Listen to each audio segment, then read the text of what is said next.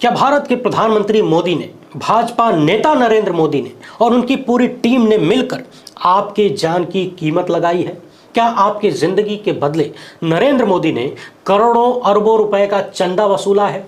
जिस डॉक्टर को भगवान का रूप समझा जाता है और जिस डॉक्टर की लिखी दवाई बिना सोचे समझे हम लोग घोंट जाते हैं, ये मानकर घोंट जाते हैं कि वो दवा हमारा जीवन बचाएगी, क्या मोदी ने पैसे के लिए आपके उस बहुमूल्य जीवन को भी कॉम्प्रोमाइज कर दिया? क्या नरेंद्र मोदी के लिए अरबों रुपए का चुनावी चंदा भारत की 140 करोड़ की आबादी की जिंदगी से ज्यादा महत्व रखता है? और सिर्फ नरेंद्र मोदी ही नहीं, तमाम पार्टियों के तमाम नेताओं के लिए क्या ऐसा ही मामला है? देश की जनता मरे तो मरे, चंदा मिलना चाहिए। इस तरह के और भी बहुत सारे सवाल पिछले कुछ ही घंटों में देश के सामने खड़े हो गए हैं, जब से बीबीसी की यह चौंका देने वाली रिपोर्ट, चिंताजनक रिपोर्ट सामने आई है। यकीन मानिए, ये रिपोर्ट यदि किसी ऐसे देश में आती जहां मीडिया होता और मीडिया दलाल ना होता तो आज पूरे देश में हंगामा मच जाता, जनता सड़कों पर आ जाती, क्योंकि ये बात हम सब के जीवन की है, हम सब के अपनों की जीवन की है। जो दवा आप अपनी जिंदगी बचाने के लिए खाते हैं, वो दवा आपकी जान भी ले सकती है क्या? और क्या चुनावी चंदा आपकी जान की कीमत की भरपाई सत्ता को पैसा देकर कर सकती है? जी हाँ, बीबीसी ने अभी जो रिपोर्ट जारी की है उसमें बताया गया है कि हमारे देश की बहुत सारी ऐसी दवा बनाने वाली कंपनियां हैं जिनकी दवाएं टेस्टिंग में फेल हो रही थी, यानी वो दवा जिस काम के लिए बनी थी या तो उस काम के लायक नहीं थी या फिर कोई न कोई गड़बड़ी थी। मगर चौंकाने वाली बात यह है कि जिन कंपनियों की दवाएं बड़ी मात्रा में टेस्टिंग में फेल होती रहीं, उन्हीं कंपनियों ने भर भर के करोड़ों अरबों रुपए का चंदा दिया है। और चंदे का इतना बड़ा हिस्सा सिर्फ और सिर्फ बीजेपी को मिला है कि जानकर आपके होश उड़ जाएंगे। और उससे भी ज्यादा होश तब उड़ जाएगा जब आपको यह पता चलेगा कि जिन कंपनियों ने बीजेपी को भर भर के चंदा दिया, उन कंपनियों की कौन कौन सी दवाएं टेस्टिंग में फेल हुई और वो दवाएं किस बीमारी के लिए काम आती हैं।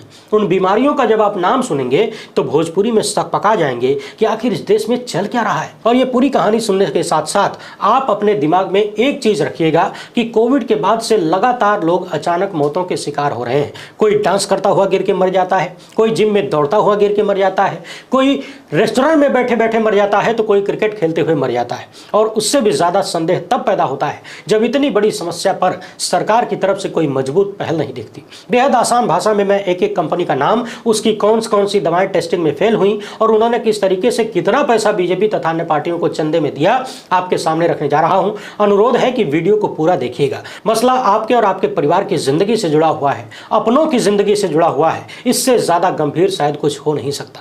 बातचीत शुरू करने से पहले आप सभी से अनुरोध है कि यदि आप मैं पहली बार देख रहे हैं तो फेसबुक पर हमारे पेज को फॉलो और लाइक कर लीजिए, यूट्यूब पर सब्सक्राइब करके घंटा बजा दीजिएगा। से हमारे देश में यदि स्वतंत्र मीडिया होता तो जनता का जीवन शायद इस कदर खतरे में डालना किसी भी सत्ता के लिए आसान न होता जो अभी नजर आ रहा है। इसीलिए आप सभी दर्शकों से अनुरोध है कि सोशल मीडिया पर जिस भी स्वतंत्र पत्रकार की बातें आपको ठीक लगती हो, जिनका काम पसंद आता हो, उन्हें यथासंभव मजबूत करने का प्रयास करें। वीडियो को लाइक और शेयर जरूर किया करिए, ये सब कुछ फ्री में होता है। इसके अलावा यदि हो सके तो इस QR कोड या फिर मोबाइल नंबर का प्रयोग करते हुए हमें आर्थिक सहायता भेजने का प्रयास जरूर करें। बहुत बहुत धन्यवाद।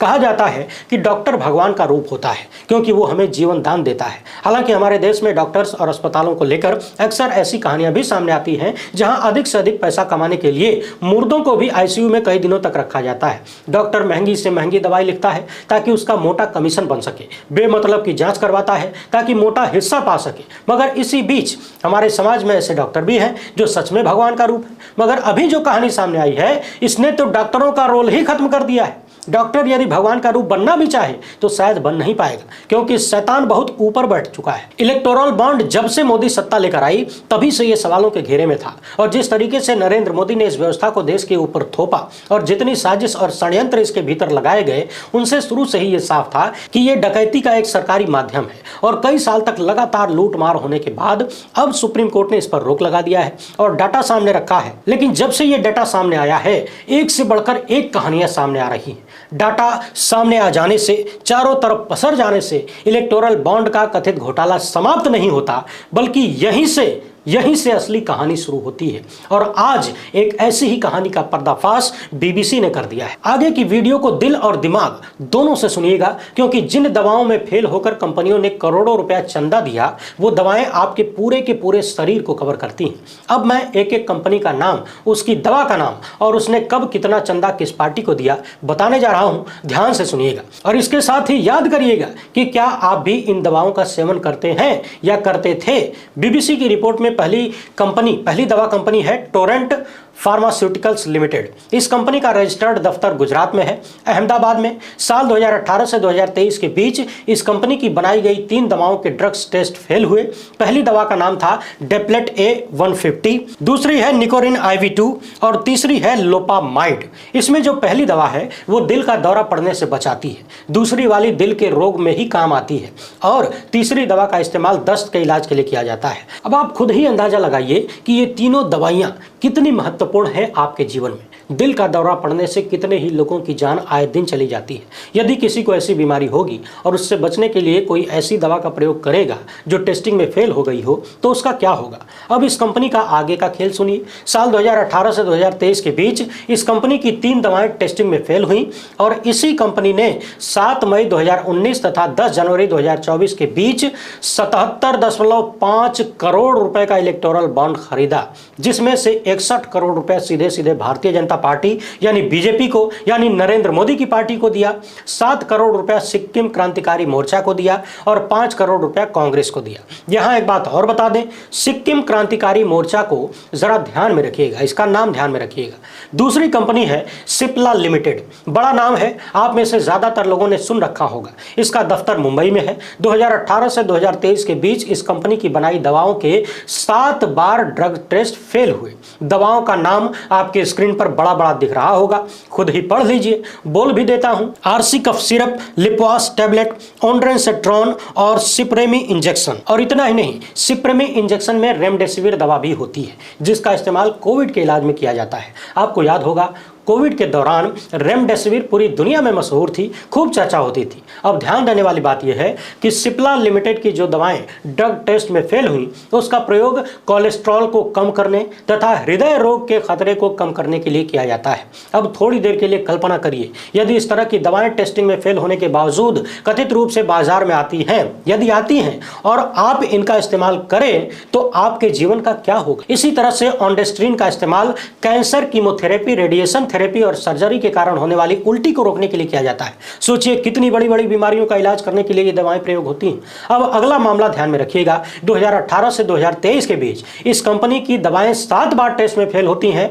और इस कंपनी ने दवाओं के फेल होने की शुरुआत से कुछ महीने बाद यानी जुलाई 2019 और नवंबर 2022 के बीच 39.2 करोड़ के इलेक्टोरल बॉन्ड खरीदा और इनमें से सीधे सीधे 37 करोड़ रुपया बीजेपी को दिया। बाकी का 2.2 करोड़ रुपया कांग्रेस के खाते में गया। वीडियो में बने रहिए, आगे और भी बहुत ज्यादा चौंकाने वाली बातें सामने आ रही हैं। सुनिए कितनी खतरनाक बीमारियों की दवाएं टेस्ट में फेल होती हैं और फिर क्या क्या खेल होता है। अगला नाम है सन फार्मा लेबोरेटरीज लिमिटेड का। इसका मुख्यालय भी मुंबई में है। साल 2020 से 2023 के बीच 6 बार इस कंपनी की बनाई गई दवाओं के ड्रग टेस्ट फेल हुए। टेस्ट में कौन कौन सी दवाएं फेल हुई आपकी स्क्रीन पर दिख रहा है, पढ़ लीजिए। इन दवाओं का इस्तेमाल हाई ब्लड प्रेशर, दिल से संबंधित बीमारियों, सीने में दर्द, हार्ट फेलियर के इलाज में किया जाता है। और आप सब जानते हैं कि दिल की बीमारी यानी हृदय रोग से संबंधित दवाएं कितनी महंगी होती हैं, कैंसर से संबंधित दवाएं कितनी महंगी होती हैं और हार्ट फेलियर का इलाज कराने वाली दवाएं भी यहां टेस्टिंग में फेल होती हुई दिख रही हैं। मगर अगली कहानी चौंकाने वाली है और वो ये कि इस कंपनी ने भी अप्रैल 2019 और 8 मई 2019 को 31.5 करोड़ रुपए यानी 31.5 करोड़ रुपए का बॉन्ड खरीदा और पूरा का पूरा चंदा बीजेपी को दिया। अगली कंपनी का नाम है जायडस हेल्थ केयर लिमिटेड। यह भी मुंबई बेस्ड है। साल 2021 में बिहार के ड्रग रेगुलेटर ने इस कंपनी की बनाई गई रेमडेसिविर दवाओं के एक बैच में गुणवत्ता की कमी पाई थी। रेमडेसिविर का इस्तेमाल कोविड के इलाज में किया जाता है, ये तो आप जानते ही हैं। इस कंपनी ने भी इसकी दवाओं में कमी पाए जाने के बाद यानी साल 2021 में इसे लेकर सवाल उठे और साल 2021 का समय कौन सा था याद करिए। उस महामारी के दौर में उसी के इलाज में प्रयोग होने वाली दवा को को लेकर सवाल उठे और फिर अगले 2 सालों में इस कंपनी ने भी 29 करोड़ रुपए का चुनावी बॉन्ड खरीदा, 18 करोड़ बीजेपी को दिया, 8 करोड़ सिक्किम क्रांतिकारी मोर्चा को। यहां आप चाहें तो 18 और 8 को एक साथ जोड़ लीजिए, क्यों जोड़ने की बात कह रहा हूं आगे पता चलेगा। और 3 करोड़ रुपए इसने कांग्रेस को दिया। एक बार फिर से याद दिला दूं, सिक्किम क्रांतिकारी मोर्चा अपने दिमाग में रखिएगा। वीडियो में आखिर में एक और कहानी आपके सामने आएगी जो खोपड़िया झंझना देगी। अगली कंपनी है हेट्रो ड्रग्स लिमिटेड और हेट्रो लैब्स लिमिटेड। हैदराबाद स्थित यह कंपनी साल 2018 से 2021 के बीच इस कंपनी की बनाई गई 7 दवाएं ड्रग टेस्ट में फेल हुई।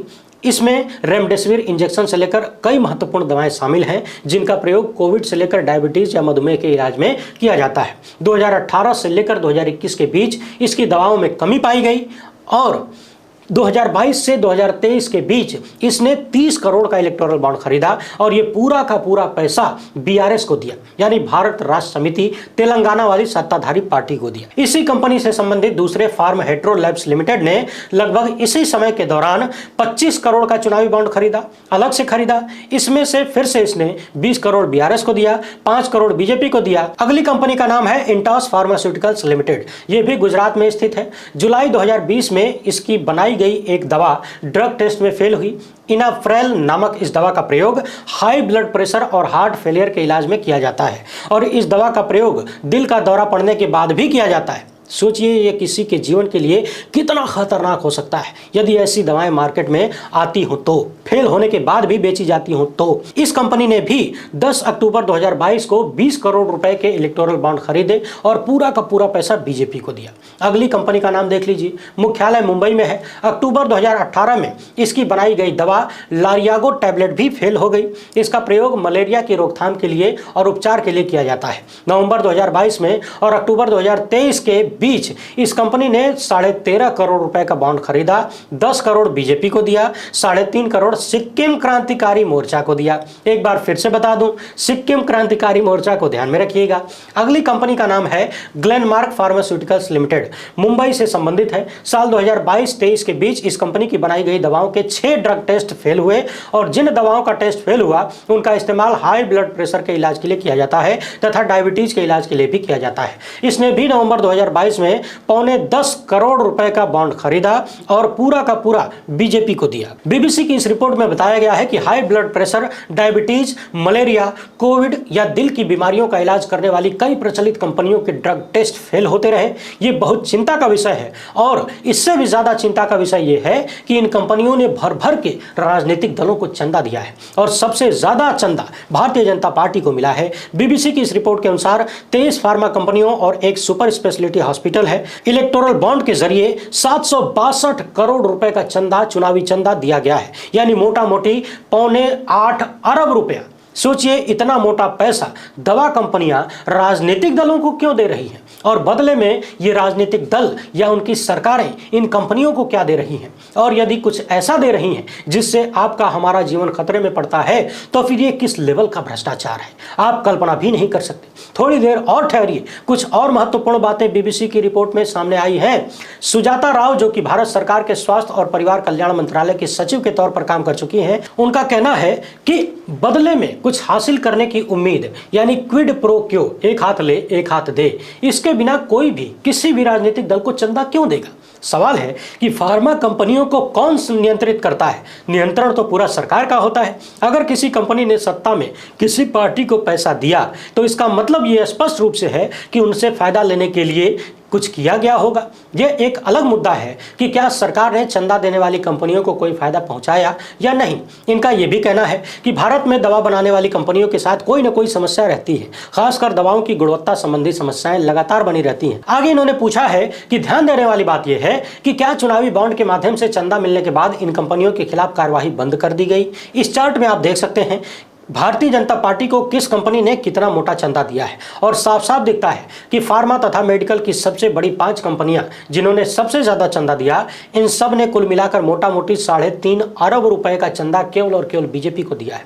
अब तमाम विशेषज्ञों का कहना है कि इस बात की जांच होनी चाहिए कि इन फार्मा कंपनियों की दवाओं का परीक्षण में फेल होने के बाद क्या हुआ, क्या उनके खिलाफ कोई कार्यवाही शुरू की गई, क्या आरोप पत्र दायर किया गया, अगर हाँ तो क्या बॉन्ड के माध्यम से पैसा चुकाने के बाद उस जांच प्रक्रिया प्रक्रिया पर कोई कार्यवाही पर रोक लगा दी गई, क्योंकि फार्मा कंपनियों की रेगुलेटर या नियामक सरकार ही होती है। गुणवत्ता की जांच करना और मंजूरी देने के मामले में कंपनियों के व्यवसाय पर बहुत ज्यादा असर सरकार डाल सकती है और डालती है। सरकार यदि किसी चीज की अनुमति देने में जरा सी भी देरी करे तो इन कंपनियों को महंगा पड़ सकता है, बहुत महंगा पड़ सकता है। लोग कह रहे हैं कि शायद ये भी एक वजह हो सकती है जो दवा कंपनियां भर भर के पार्टियों को चंदा दे रही हैं, खासकर जो सत्ता में है। अब सबसे पहले सिक्किम क्रांतिकारी मोर्चा वाली बात क्लियर कर लीजिए, इसके बाद कुछ और महत्वपूर्ण बातें समझनी बाकी हैं, अभी जाइएगा मत। पिछले दिनों कांग्रेस पार्टी ने आरोप लगाया कि ज्यादातर चंदा इलेक्टोरल बॉन्ड के माध्यम से या तो भारतीय जनता पार्टी को सीधे सीधे मिला है या फिर उसके सहयोगी दलों को जिनके साथ वो गठबंधन में है या सरकार में है, या फिर जो लोग पीछे से यानी बैकडोर से बी टीम बनकर बीजेपी के लिए काम करते हैं उनको चंदा मिला है। अब जरा सिक्किम क्रांतिकारी मोर्चा को ही देख लीजिए। इस पार्टी के साथ भारतीय जनता पार्टी ने 2019 के चुनाव के बाद गठबंधन किया था और हाल ही में 2-3 दिन पहले ही गठबंधन तोड़ा गया है। आपके मन में सवाल आ सकता है कि चंदा तो किसी भी पार्टी को दिया जा सकता था, मगर देखने वाली बात यह है कि बीजेपी, बीआरएस, उसके बाद ये दवा कंपनियां सिक्किम क्रांतिकारी मोर्चा को भर भर के पैसा क्यों दे रही हैं, जबकि कांग्रेस जो कि राष्ट्रीय पार्टी है, इतनी पुरानी पार्टी है, उसको वही कंपनी कभी 3 करोड़ देती है तो सिक्किम क्रांतिकारी मोर्चा को 8 करोड़ देती है। सवाल यह है कि क्या इन दवा कंपनियों के लिए सिक्किम की एक छोटी सी पार्टी इतनी ज्यादा महत्व रखती है कि उसको इतना मोटा मोटा चंदा दिया जाए? दवा कंपनियां ये मोटा मोटा चंदा उसी पार्टी के लिए यानी सिक्किम क्रांतिकारी मोर्चा पार्टी के लिए ही दे रही थी या फिर भारतीय जनता पार्टी के इशारे पर दिया जा रहा था, जैसा आरोप कांग्रेस लगाती रही है? क्योंकि बीजेपी को अरबों रुपया मिलना उसकी देश की सत्ता पर काबिज होने की वजह से हो सकता है। बीआरएस भी तेलंगाना में सरकार में थी, हो सकता है उसको मिल रहा था। लेकिन क्या सिक्किम की एक छोटी सी पार्टी दवा कंपनियों के लिए इतनी ज्यादा महत्वपूर्ण हो सकती है कि इतना मोटा मोटा चंदा दिया जाए? यह मामला कहीं ना कहीं संदेह पैदा करता है कि क्या भारतीय जनता पार्टी अपने हिस्से का चंदा इलेक्टोरल बॉन्ड के माध्यम से अपने सहयोगी दलों को भी भिजवाया करती थी, बदले में सांठगांठ होती थी कोई, और कांग्रेस के उन आरोपों की सच्चाई पर क्या ये मुहर लगा रही है? अब जरा आगे की कहानी सुनिए। बीबीसी की एक अन्य रिपोर्ट में सामने आया है कि ऐसे कई उदाहरण सामने आए जब कंपनी पर छापा पड़ता है, यानी दवा बनाने वाली कंपनी के ऊपर ईडी या इनकम टैक्स की छापेमारी होती है और उसके कुछ दिन बाद ही वो कंपनी इलेक्टोरल बॉन्ड करोड़ों रुपए में खरीदती है। जैसे पहला नाम है यशोदा सुपर स्पेशलिटी हॉस्पिटल। साल 2020 के आखिरी महीने में इसके ऊपर इनकम टैक्स की रेड हुई और अगले साल से इस कंपनी ने चुनावी बॉन्ड खरीदना शुरू कर दिया। इसने कुल 162 करोड़ रुपए का चुनावी बॉन्ड खरीदा। 94 करोड़ बीआरएस को दिया, 64 करोड़ कांग्रेस को दिया, 2 करोड़ बीजेपी को दिया। यहां कहानी उल्टी होती हुई दिख रही है। ऐसे ही एक कंपनी है डॉक्टर रेड्डीज लैब, यहां भी छापेमारी होती है नवंबर 2023 में और इसके 5 दिन बाद ही यह कंपनी 21 करोड़ रुपए के बॉन्ड खरीदती है। कुछ दिन बाद ही फिर से 10 करोड़ का बॉन्ड खरीदती है। इसने बीआरएस को 32 करोड़, बीजेपी को 25 करोड़ और कांग्रेस को 14 करोड़ का, टीडीपी को 13 करोड़ का बॉन्ड देती है। अगली कंपनी है अरबिंदो फार्मा। कुल 52 करोड़ का बॉन्ड इसने खरीदा। इसका मालिक वही है जो दिल्ली के शराब नीति मामले में गिरफ्तार हुआ था, जो सरकारी गवाह भी है, और हमने विस्तार से बताया कि किस तरीके से उस व्यक्ति की कंपनी ने भारतीय जनता पार्टी को भर भर के चंदा दिया। बाकी कुछ और कंपनियों के नाम है जो बारी बारी से आपके स्क्रीन पर दिख रहा है। देखिए किस कंपनी ने कितने करोड़ का बॉन्ड खरीदा और किस किस पार्टी को ज्यादातर ध्यान दिया। आपको मिलेगा कि ज्यादातर भारतीय जनता पार्टी के हिस्से में इलेक्टोरल बॉन्ड जाता हुआ दिख रहा है। कुछ हिस्सा बीआरएस को तथा कुछ हिस्सा कांग्रेस और अन्य पार्टियों को मिल रहा है। मगर सवाल यह है कि दवा बनाने वाली कंपनियां राजनीतिक दलों को इतना मोटा मोटा चंदा क्यों दे रही हैं? और फिर जिनका सैंपल फेल हो रहा है, जो टेस्टिंग में दवाएं फेल हो रही हैं, उन कंपनियों को भर भर के चंदा देने की जरूरत क्यों है? छापेमारी के बाद इतना मोटा मोटा चंदा क्यों दिया जा रहा है? आखिर कितने बड़े स्तर पर भ्रष्टाचार चल रहा है? क्या इन सारे मामलों की जांच नहीं होनी चाहिए? और अब तो कहानी हद से ज्यादा गंभीर हो चुकी है। सोचिए, अब मामला सीधे सीधे हमारे आपके जीवन के ऊपर मंडराने लगा है। कायदे से तो जो अचानक मौतों की खबरें सामने आ रही थीं, उन सब की बारीकी से जांच होनी चाहिए कि क्या उनमें से कोई भी व्यक्ति ऐसी किसी दवा का सेवन करता था जो दवाएं इन कंपनियों ने बनाई और टेस्टिंग में फेल हुई। जो दवा हम अपना जीवन बचाने के लिए खाते हैं, वही दवा अगर हमारे जीवन के लिए किसी भी रूप में खतरा पैदा करती है और उस खतरे को पैदा होने दिया जाता है क्योंकि वो सत्ताधारी दलों को अरबों रुपए का चंदा देती है, तो इससे ज्यादा जघन्य क्या हो सकता है? है। और इन सब से ज़्यादा जघन्य तो ये है कि देश का गोदी मीडिया इतने महत्वपूर्ण और चिंताजनक मामलों पर भी बिल्कुल ध्यान नहीं देता, उसको दबा देता है, छुपा लेता है। उसने लोकतंत्र और संविधान जैसी चीज़ों को तो पहले ही मौत के घाट उतार दिया था, इंसानियत को भी अपने जूतों के नीचे रौंद रहा है। और फिर जिसका खा रहा है, जब उसने ही इंसानियत को भुला दिया है, तो फिर गोदी मीडिया के लपट झंडिसों की बात ही क्या की जाए। इसीलिए बार बार आप सभी दर्शकों से अनुरोध करता हूं कि सोशल मीडिया पर जहां से आपको सही जानकारी मिलती हो, उनके वीडियोस को ज़्यादा से ज़्यादा संख्या में शेयर करिए, ज़्यादा से ज़्यादा देर तक देखिए, हर एक वीडियो को लाइक ज़रूर किया करिए, ताकि सोशल मीडिया पर ही सही ज़्यादा से ज़्यादा लोगों को सच्चाई का पता चल सके। फिलहाल इतना ही। हमसे जुड़ने के लिए बहुत बहुत धन्यवाद। जय हिंद।